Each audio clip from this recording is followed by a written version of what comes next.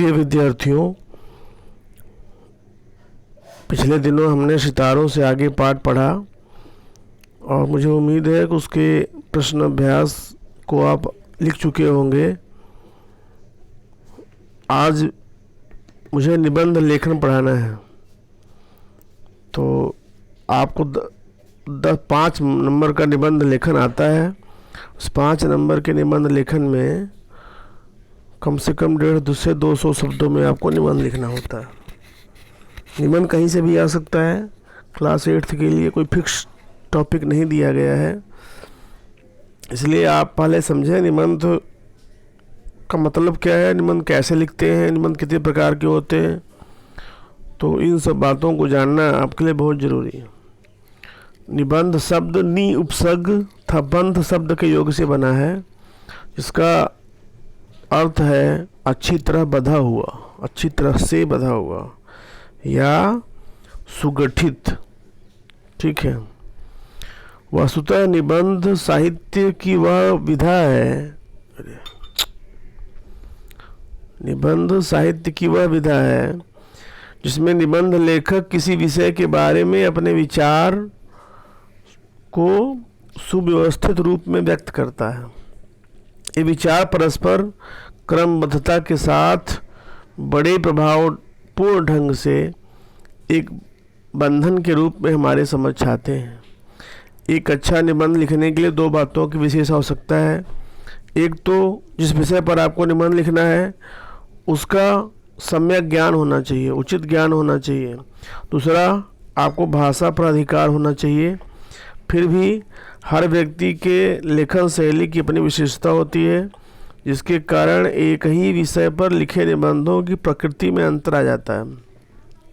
अच्छे निबंधों की विशेषताएं। अच्छे निबंधों की पहली विशेषता यह है कि निबंध की भाषा विषय के अनुरूप होनी चाहिए। दूसरा, विषय से संबंधित समस्त तथ्यों की चर्चा की जानी चाहिए। तथ्य होते हैं फैक्ट, तथ्य की चर्चा की जानी चाहिए। तीसरा है विचारों में क्रमबद्धता होनी चाहिए।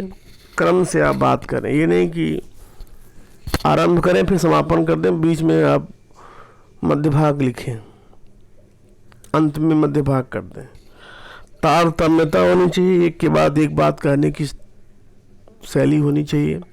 वाक्यों की पुनरावृत्ति से बचना चाहिए। एक ही वाक्य को बार बार न लिखें, एक ही भाव वाले वाक्यों को, एक ही अर्थ वाले वाक्यों को दोहराएं ना। भाषा की शुद्धियाँ नहीं होनी चाहिए, मात्रा की। निबंध के अंतिम भाग उपसंहार के अंतर्गत पूरे निबंध का सार दिया जाना चाहिए, सारांश। जो आप निबंध लिख रहे हैं अंतिम भाग में आपको पूरे निबंध का निचोड़ लिखना होता है, थीम जो इसे कह सकते हैं। और शब्द सीमा का ध्यान रखें। ये नहीं कि लिखा हुआ है कि 100 से 150 शब्दों का निबंध लिखिए, 500 शब्दों का निबंध लिख दीजिए, ऐसा भी नहीं करना है। तो शब्द सीमा का आपको ध्यान रखना है। निबंध के अंग, निबंध के मुख्यतः 3 अंग होते हैं। नंबर 1 प्रस्तावना, परिचय या भूमिका कहते हैं नंबर 1 को। यह निबंध का प्रवेश द्वार या आरंभ कहा जा सकता है।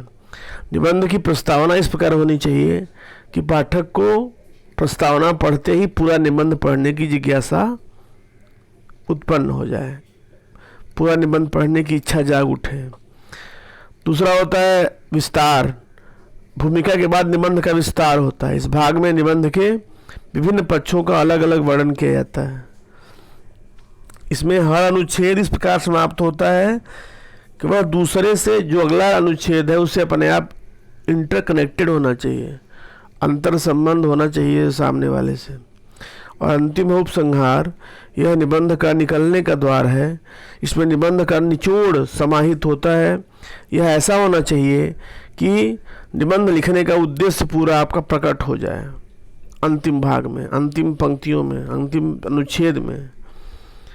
तो यह होता है निबंध के भेद के विषय में जाने। 4 प्रकार के निबंध मुख्यतः माने जाते हैं। नंबर 1 वर्णनात्मक, जिसमें केवल वर्णन करते हैं, जो कल्पना करते हैं, जो अनुभव करते हैं। प्रायः स्थान, वस्तु, दृश्य आदि का क्रमबद्ध वर्णन होता है। जैसे दीपावली, रक्षाबंधन, ईद, दशहरा, होली, ये वर्णनात्मक निबंध है। मेले का वर्णन है, प्रदर्शनी का वर्णन है, मैच का आंखों देखा हाल है, ये सब वर्णनात्मक निबंध है। उसके पश्चात होता है विवरणात्मक। विवरण, इनमें किसी विषय वस्तु का क्रमबद्ध विवरण दिया जाता है। इसमें विषय से संबंधित घटनाओं, व्यक्तियों आदि का विवरण होता है। दिल्ली के दर्शनीय स्थल, मेरी वैष्णो देवी की यात्रा, विद्यालय का वार्षिकोत्सव, विवरण डिटेल्स दिया जाता है। फिर तीसरा निबंध होता है विचारात्मक निबंध। इसमें कल्पना अनुभव की जगह विचारों की प्रधानता होती है। इसमें समस्या, विचार, मनोभाव को विश्लेषणात्मक शैली में प्रस्तुत किया जाता है। जैसे जनसंख्या की समस्या है, जितने समस्यात्मक निबंध होते हैं सब विचारात्मक में आ जाते हैं। बेकारी की समस्या है, नशाखोरी है, प्रकार होता है।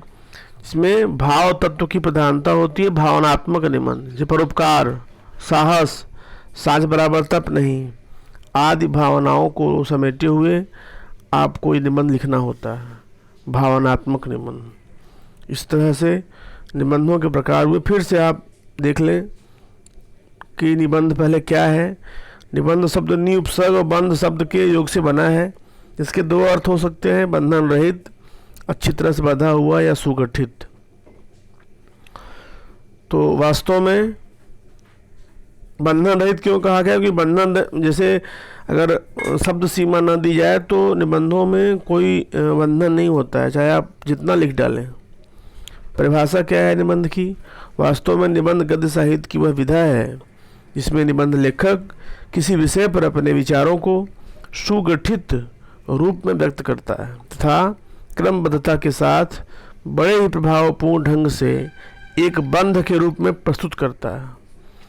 निबंध की विशेषताएं: निबंध आपको प्रभावशाली होना चाहिए, मतलब जो भी आप लिख रहे हैं वह ऐसा होना चाहिए कि पढ़ करके जो पाठक है उसे लगे कि नहीं आपका निबंध सही लिखा हुआ है, और उसके अनुरूप उसकी भाषा भी होनी चाहिए। दूसरा है समस्त तथ्यों बिंदुओं पर चर्चा।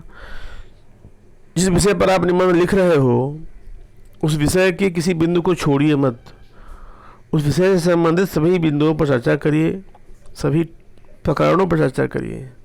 तीसरा है क्रमबद्धता।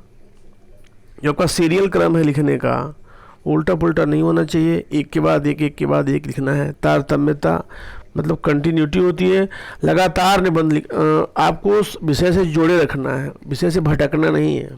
तारतम्यता यही होती है। भाषा की गलतियाँ नहीं होनी चाहिए, अशुद्धियाँ मात्रा की नहीं होनी चाहिए। विराम चिन्हों का जहाँ प्रयोग होना चाहिए वहाँ प्रयोग करिए। और जो ऊपर में निर्देश दिया जाता है शब्द सीमा का भी ध्यान आपको होना चाहिए। मुहावरे का प्रयोग करिए, कर सकते हैं। लोकोक्तियों का प्रयोग करिए, कविता की पंक्तियों का प्रयोग कर लीजिए, उदाहरण भी दे सकते हैं निबंध में। तो यदि मुहावरे का प्रयोग करते हैं, लोकोक्तियों का, कविता की पंक्तियों का और उदाहरणों का यथासंभव प्रयोग करते हैं तो आपका जो निबंध लेखन है वह बहुत ही प्रभावी होगा और लोगों के लिए बहुत ही लाभदायक होगा। तो निबंध के प्रकार: वर्णनात्मक, घटना, वस्तु, स्थान का वर्णन इसमें किया जाता है, जैसे त्यौहार, मेला, खेल आदि।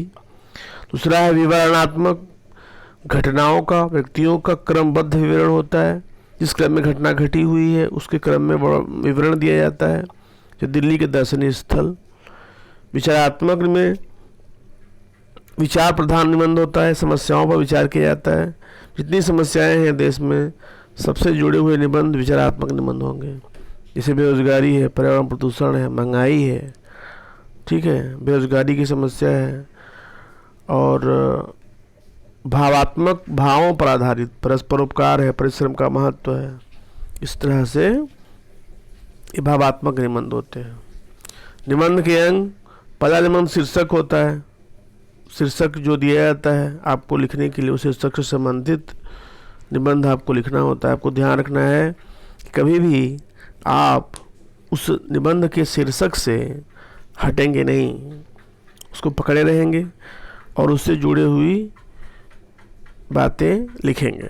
दूसरा भाग है प्रस्तावना या भूमिका। प्रस्तावना इस तरह होनी चाहिए कि आप प्रस्तावना आपकी पढ़ते ही पाठक के मन में जिज्ञासा उत्पन्न हो जाए कि प्रस्तावना इतनी सुंदर है तो निबंध जरूर सुंदर होगा, पूरा पढ़ना चाहे। तीसरा है विषय विस्तार, विषय वस्तु। उसमें भी 3 भाग बताए गए हैं। पहला है विषय पर तर्कपूर्ण चिंतन, किस तरह उस विषय पर आप चिंतन करते हैं, आपकी दृष्टि में वह कैसा है, उस पर क्या आप सोच सकते हैं, क्या विचार प्रस्तुत कर सकते हैं। उसका सेकेंड पार्ट है कि विषय वस्तु जो उससे संबंधित तथ्य हैं, फैक्ट हैं, डाटाज हैं, एग्जाम्पल्स हैं, उनका आप वर्णन करते हैं। और तीसरा पार्ट उसका यह है कि उस विषय से संबंधित सुझाव, क्या सुझाव आप दे सकते हैं, निदान, उसका उपचार क्या है, डायग्नोसिस क्या है, समाधान, जो समस्यात्मक निबंध लिख रहे हैं तो समस्या का समाधान क्या है, और अगर कोई बहुत बड़ी समस्या है तो उसका उपाय क्या है, उसे उभरने का, उसे निजात पाने का उपाय क्या है, इन सब पर आपको लिखना होता है। उपसंहार अंतिम अंग है। उपसंहार में आपको यह लिखना होता है कि इस समस्या से हम कैसे निपट सकते हैं और इसमें हमारी भूमिका क्या होनी चाहिए, हमारे कर्तव्य क्या होने चाहिए। मतलब पूरे निबंध का जो सार होता है, निचोड़ होता है, उसको हम उपसंहार में लिखते हैं, जिससे स्पष्ट हो जाता है कि आपको विषय का कितना ज्ञान है। इसलिए उपसंहार को पढ़ करके निबंध की पूरी थीम हमें मालूम चल जाती है। इस तरह से यह जो निबंध के अंग हमने जाना, हमने सुनने का प्रयास किया, और आज इतना ही एक उदाहरण आपको दिया जा रहा है। आप उसे देखें, पढ़ें, सुने, समझने की कोशिश करें।